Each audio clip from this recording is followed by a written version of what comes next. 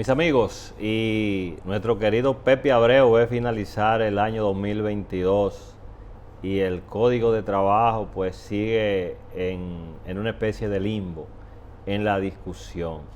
Y este es un tema muy importante porque ya la necesidad de la modificación de este instrumento para las garantías y lo que es la estabilidad del trabajo y del trabajador, es importante que se avance con esto.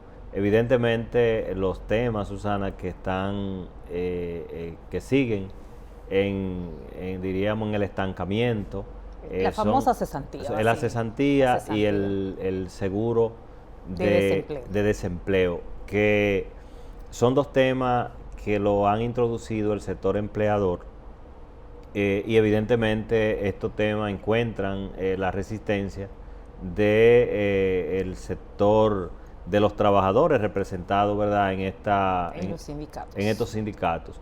Pero yo pienso, Susana, que definitivamente nosotros tenemos que entender, en el caso, por ejemplo, de los sindicatos, de lo que representan al trabajador, que aquella lucha donde los derechos del trabajador era un tema incierto, esa conquista en el año 2000, en el 92, con la promulgación del Código de Trabajo. Fíjense que es una ley del 1992. Su última reforma, ¿verdad? Su última modificación en el 92. Desde el 92 acá, ¿cuánto? 30 años. 30 años. Y no se ha vuelto a tocar. Basilio, yo te voy a decir una cosa en relación a los sindicatos. Esos mismos sindicatos que tienen un rol conocido por todos y todas. Sin embargo, hace tiempo que como institución esos mismos sindicatos no son renovados. Tú sigues viendo la misma gente. Y los sindicatos de nuestro país, primeramente desde el Estado, incidió, ¿verdad?, en gobiernos anteriores a que desaparecieran, fueron comprados, pero los mismos sindicatos al momento no tienen el nivel de credibilidad. Cada vez que sale un sindicalista, incluso con los últimos temas que nuestros televidentes conocen en relación a, ¿verdad?, donde se han violentado los derechos de esos trabajadores, y nosotros vimos a esos sindicalistas salir a abogar en defensa de, ¿verdad?, del que entienden no deben defender, por su génesis como sindicalista. Porque ¿qué es un sindicalista?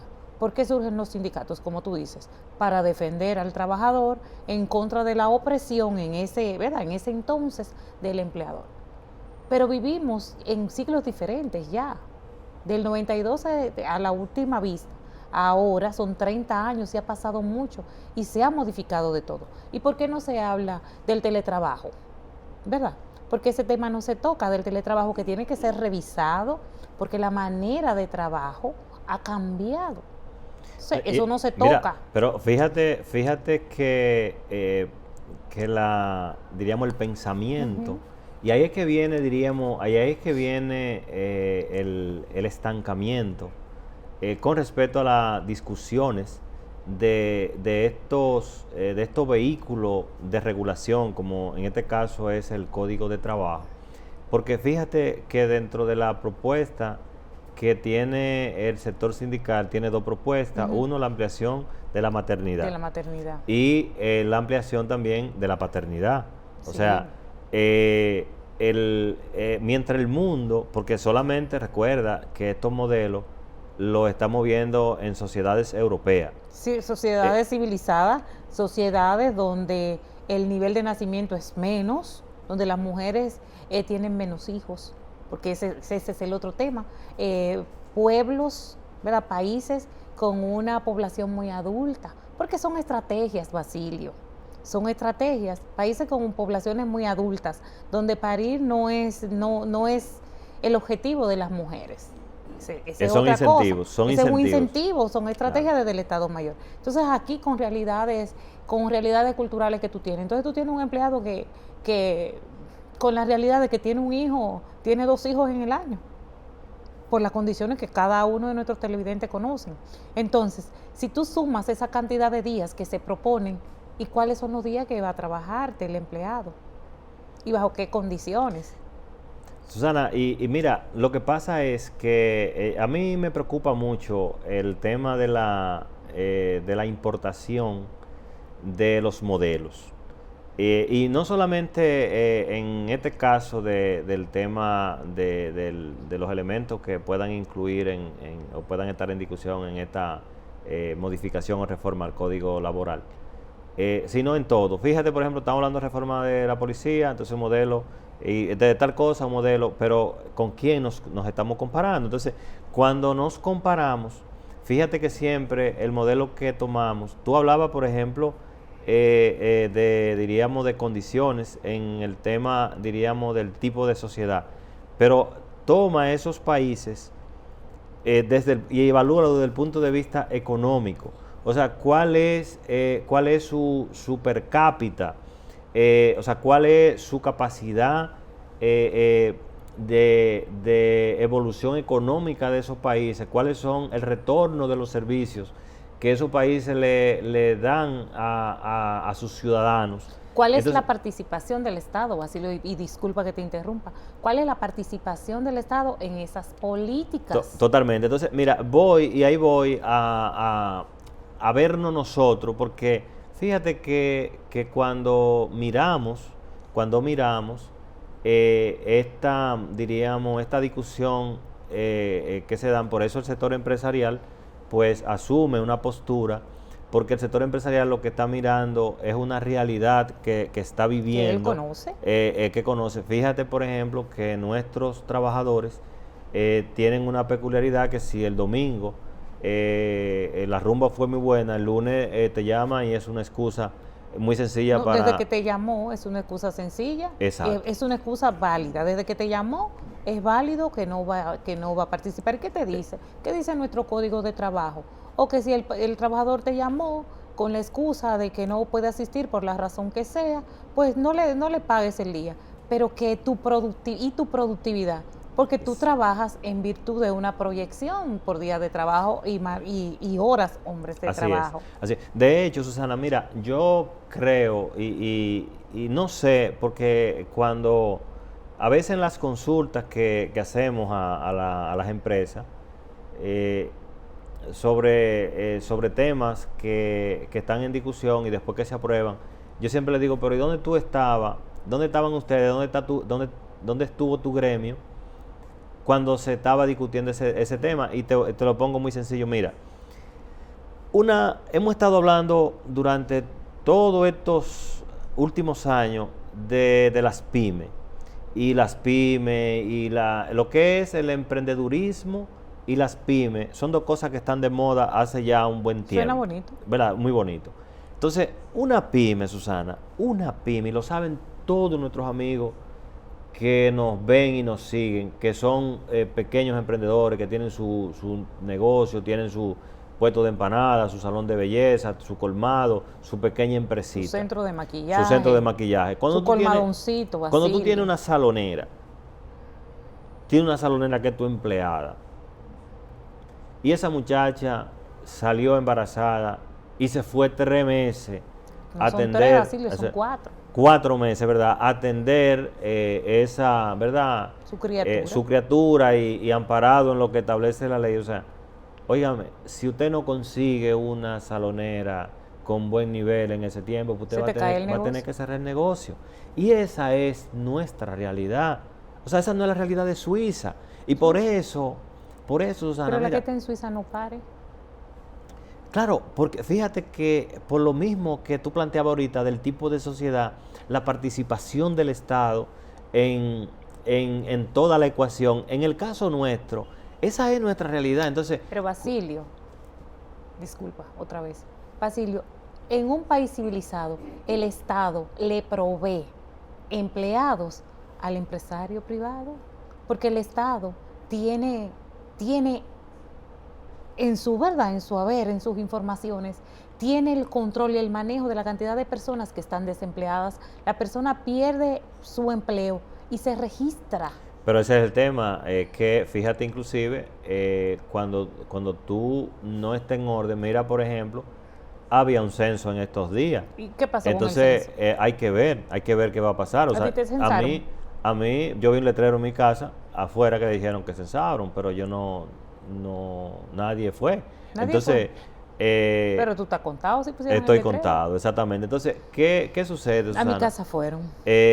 Hay un tema, o sea, hay que esperar.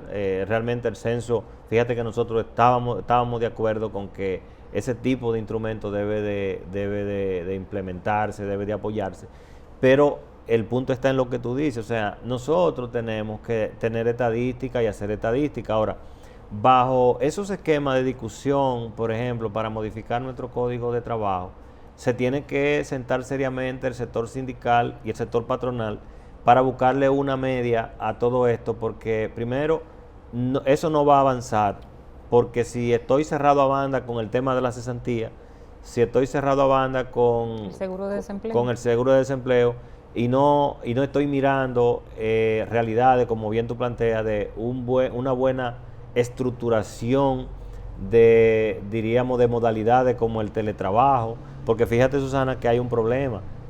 El teletrabajo trae consigo otro tipo de condiciones laborales. Que no se han querido ver ni reconocer al momento, Basilio. Pero eso es por un lado. La realidad de República Dominicana, nuestra querida república, Basilio, es que a la hora en punto que tú le digas al pueblo dominicano que perdió la cesantía, que es lo que te voy a decir la verdad, te voy a decir la verdad por los años que tengo trabajando en recursos humanos. Tú le dices a un empleado que no tiene derecho, que perdió su cesantía, que eso le va a ser reconocido y queman el país por las cuatro esquinas. Pero mira lo que pasó mira lo que ha pasado con el fondo de pensiones. La Susana, gente no cree. Pero es que, mira, si tú analizas eso que tú estás planteando, y parece que el sector sindical no se está dando cuenta, es que ya a la nueva generación eso no le está importando mucho. No, o sea, no. La nueva generación No se te está dura. movilizando. Sí, de se está manera movilizando. constante. De hecho, y lo vivimos nosotros. Sí, sí, Mira, sí, el sí. empleado que te dura un año. Ya no es joven. Que te dura un año, no es joven. No es joven, Entonces, no es joven. O sea, para que entendamos cuáles Basilio, son los cambios que se están dando a nivel del a nivel del mundo. A nivel del mundo. Y por Basilio, eso, pero otra cosa, perdona que te interrumpa, pero según los estudios del 2021, en ese sentido, una cosa que no le interesa a la población joven, a esta última generación, es el mismo tema de la seguridad social. El tema de la seguridad social no le interesa.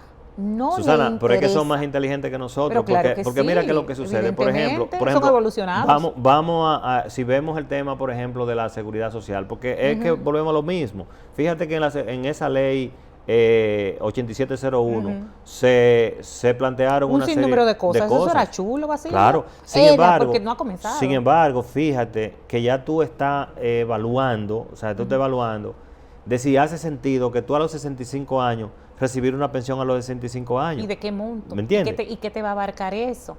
Pero mira, no hemos llegado, por ejemplo, en el caso de nosotros, no hemos llegado a los 65 años, no es que estamos lejos, pero no hemos llegado ya al momento.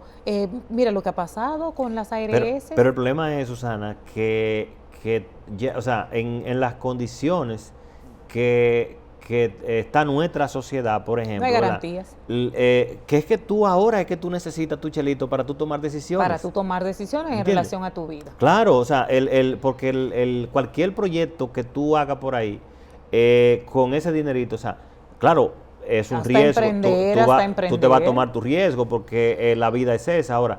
Pero ya mucha gente lo que está ponderando, o sea, cónchole, es que eso, yo con eso en la mano, yo puedo tal cosa, tomar tal decisión. Entonces, pero ¿cuál es el problema? Pues mira el otro tema. Fíjate el asunto, por ejemplo, de la evolución de esos fondos después que la persona fallece. Por eso es un calvario. Eso es un calvario. ¿Y para quién son esos fondos entonces? Porque se supone que esos fondos los generé yo, entonces me pertenecen a mí. Pero para devolver esos fondos en caso del fallecimiento del familiar, la gente coge muchísima lucha. Por eso que tú dices que estas últimas generaciones, la Z, es más inteligente porque no está pegado a las cosas que ancestralmente tú y yo estuvimos apegados. Claro, porque mira, el Congreso debe de poner mucha atención a este tema de esos procedimientos que se están aplicando para devolver. ¿Tú sabes por qué, Susana? Para devolver el fondo a los sobrevivientes. Por una razón muy sencilla. Mira, cuando una persona, tú sabes, porque es que el sistema, eso es increíble, como el sistema lo estructura. Mira, fíjate que el que tiene grandes reservas es porque gana mucho. Y si gana mucho, pues tiene capacidad de pagar un abogado, o sea, ¿verdad? Pero tú, que eres un trabajador con un salario mínimo, con un salario mínimo, tu fondo es pequeño. Imagínate tú que trabajaste y tienes 60,000 pesos, pero que un abogado no te agarra ese caso para llevártelo por esta. Tú, que tienes que trabajar para tú sobrevivir, no puedes entonces dedicarte 1 y 2 meses detrás de una AFP para tú tener ese fondo. Entonces, al final, ¿qué es lo que pasa? Todos esos pequeños fondos se van quedando porque te cansa y lo dejas, o sea, no va a embromar con eso. Eso hay que ponerlo en agenda, eso tiene que ser revisado, para que esos procedimientos sean procedimientos expeditos, sean procedimientos muy rápidos y los requerimientos sean muy sencillos para devolver ese dinero cuando el dueño de ese dinero ha fallecido. Así que nos vamos arriba, mis amigos, y regresamos con otro segmento del programa.